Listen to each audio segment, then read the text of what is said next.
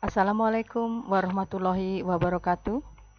Selamat pagi anak-anakku semua. Apa kabar hari ini? Masih semangat? Salam sehat dari Ibu Alim. Semoga kalian semua selalu dalam lindungan Allah yang Maha Kuasa dan selalu sehat. Semangat ya hari ini. Baiklah, pada pertemuan kali ini melanjutkan pertemuan minggu yang lalu. Minggu yang lalu kita telah membahas tentang seni lukis dan kita lanjutkan untuk bab yang kedua, yaitu tentang seni patung. Sebelum melanjutkan ke materi seni patung, di sini akan saya bacakan kompetensi dasar daripada pembelajaran kali ini. Memahami prosedur berkarya seni patung dengan berbagai bahan dan teknik. Membuat karya seni patung dengan berbagai bahan dan teknik. Adapun tujuan pembelajaran pada pembelajaran kali ini, 1. Mendeskripsikan pengertian patung. 2. Mendeskripsikan fungsi patung. 3. Mengelompokkan bentuk-bentuk patung dan jenis patung. Apabila kita mendengar kata patung, maka terbayanglah oleh kita patung-patung yang pernah kita jumpai, patung-patung yang pernah kita lihat, akan terbayang di pikiran kita. Baiklah, apa itu patung? Pengertian seni patung, menurut Mike Susanto, seni patung adalah sebuah tipe karya 3 dimensi yang bentuknya dibuat dengan metode subtraktif, yaitu dengan cara mengurangi bahan seperti memotong, mematah. Atau aditif, yaitu membuat model lebih dulu seperti mengecor dan mencetak. Menurut Sunarso dan Suroto, dalam bukunya, seni patung adalah semua karya dalam bentuk meruang. Menurut Kamus Besar Indonesia, seni patung adalah benda tiruan, bentuk manusia dan hewan yang cara pembuatannya dengan dipahat.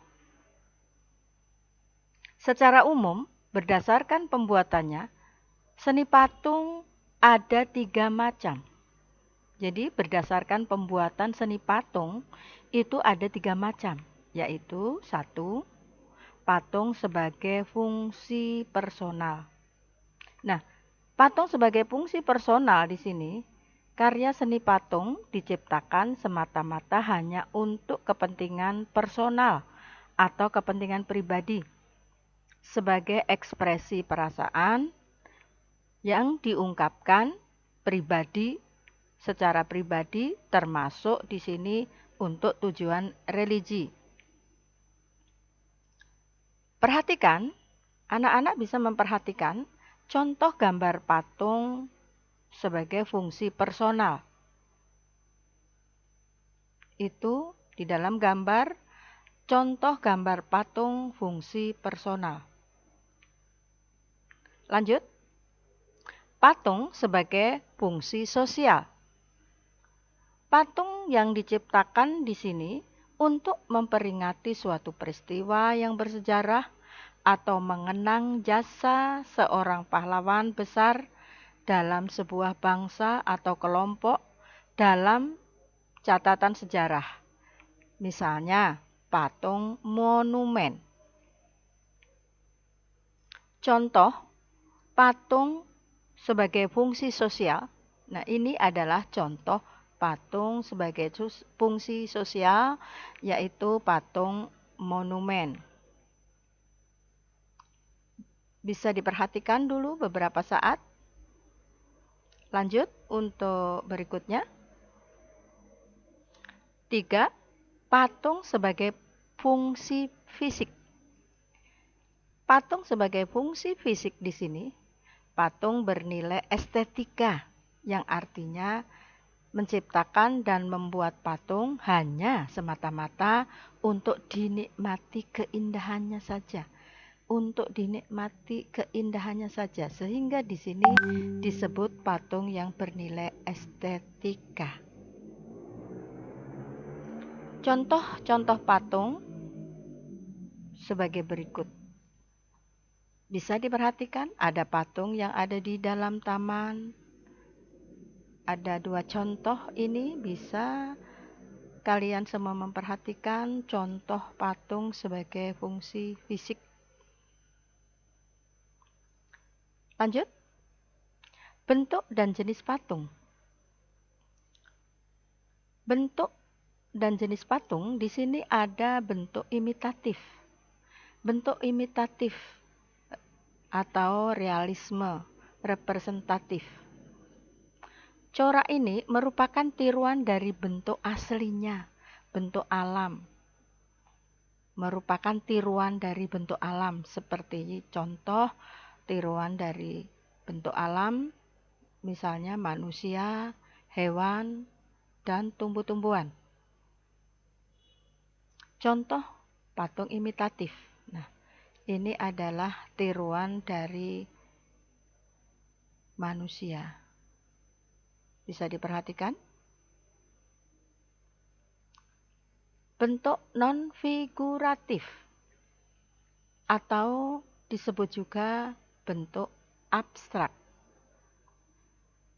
Patung ini secara umum sudah meninggalkan bentuk alam atau bentuk aslinya untuk perwujudannya, yaitu bersifat abstrak. Apabila Anda sekalian mendengar kata alam dan abstrak, sangat berbeda. Kalau alam berarti bentuknya masih seperti bentuk aslinya. Kalau abstrak, bentuknya sama sekali tidak mengenal, seperti misalnya tumbuh-tumbuhan, hewan, tidak akan tampak jelas seperti itu. Namanya saja abstrak. Jadi di sini non-figuratif adalah abstrak. Patung ini secara umum sudah meninggalkan bentuk-bentuk alam untuk perwujudannya. Jadi bersifat abstrak. Baiklah, bisa dilihat di dalam contoh. Contoh bentuk patung non-figuratif. Bisa diperhatikan bentuk patung non-figuratif? Baiklah, anak-anakku sekalian,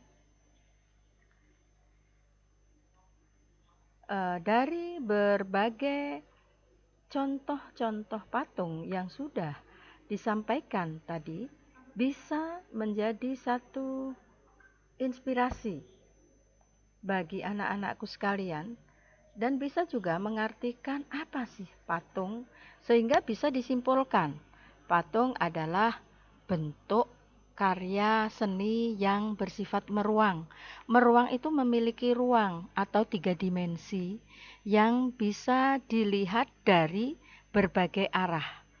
Berbeda dengan lukisan. Pada pertemuan minggu yang lalu, kita membahas tentang seni lukis yang hanya bisa dilihat dari satu arah karena hanya 2 dimensi atau dwimatra. Dan patung ini juga bisa disebut dengan karya trimatra yang memiliki ruang, bisa dilihat dari berbagai arah. Tidak hanya dari arah depan seperti lukisan yang bersifat 2 dimensi, hanya dilihat dari satu arah, yaitu arah sisi depan saja. Baiklah, Untuk pertemuan kali ini tentang penjelasan dan contoh daripada patung, bentuk patung, dan jenis patung sudah ada di dalam tayangan ini semua, sehingga anak-anakku sekalian bisa memperhatikan dan sudah ada gambaran, walaupun mungkin hanya sedikit, daripada patung. Ada berbagai macam patung tadi. Di sini ada juga fungsinya, berbagai fungsi patung, secara umum pembuatan patung, dan pengertian tentang patung. Di dalam referensi buku yang dari perpustakaan itu bisa digunakan sebagai pelengkap daripada tayangan ini, karena di dalam buku itu lebih lengkap, semua penjelasan ada di sana. Untuk itu kalian semua baca dengan detail semua materi bab 2 tentang seni patung ini. Jadi jangan hanya terfokus dengan apa yang ditayangkan di PowerPoint pada kali ini. Karena PowerPoint pada kali ini hanya bersifat yang penting-penting saja, yaitu hanya inti-intinya saja. Penjelasan secara detail bisa dibaca dan dipelajari bukunya Seni Budaya kelas 9 bab 2. Baiklah, anak-anakku sekalian, semua masih dalam keadaan sehat, semangat. Baiklah, untuk itu paparan tentang seni patung saya sampaikan hanya sedikit. Ini bisa bermanfaat bagi anak-anakku sekalian. Nanti akan berjumpa kembali pada pertemuan berikutnya, karena ini baru sebagian dari materi seni patung. Dan untuk pertemuan selanjutnya, nanti anak-anakku sekalian akan mendapatkan lanjutan dari materi seni patung ini. Baiklah, untuk pertemuan kali ini, Ibu sudahi sampai di sini. Selamat belajar, selamat bekerja, semoga sehat, jaga kesehatan, selalu cuci tangan, pakai masker, dan salam sehat dari kami. Assalamualaikum warahmatullahi wabarakatuh.